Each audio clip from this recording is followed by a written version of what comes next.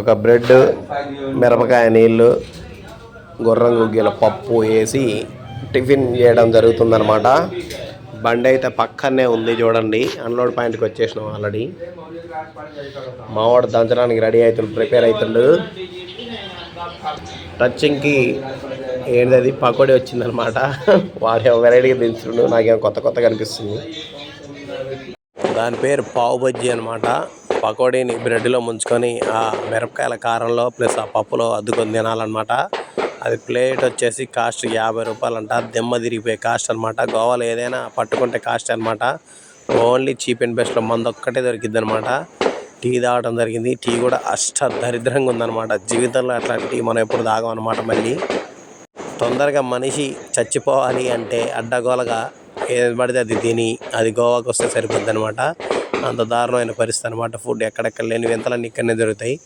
బండి మాత్రం వెరైటీగా అన్లోడ్ చేస్తున్నా. ఎదురుగా బండి మధ్యాహ్నం అయింది, అన్లోడింగ్ సాయంత్రం తర్వాత అని చెప్పేసి అన్నారు. ఏం చేసేది లేక పాల ప్యాకెట్ కొనుక్కొచ్చుకొని టీ పెట్టుకోవడం జరుగుతుందన్నమాట. ఉదయం పూట టీ తాగితే ఎట్లా ఉందని చెప్పేసి అని, చికాకు పడుతుందని చెప్పేసి అని ఒక పాల ప్యాకెట్ తీసుకొచ్చుకొని మేమే సొంతంగా బ్రూ ప్యాకెట్లు, టీ తీసుకొచ్చుకొని షుగర్ తీసుకొచ్చుకొని తాగడం జరుగుతుందన్నమాట. టీ చాలా బ్రహ్మాండంగా ఉంది. ఎందుకంటే మన చేతి వంట చాలా అద్భుతంగా ఉంటుంది అనమాట. నైట్ అయింది, ఎదురు చూడటం సరిపోతుంది. సాయంత్రం 7, 8:30, 9 వరకు చూస్తామని చెప్పేసి అన్నారు. చేసేది ఏం లేక పట్టా కప్పుకున్నాం అనమాట. రేపు మార్నింగే ఉంటుంది అన్లోడింగ్ వచ్చేసి.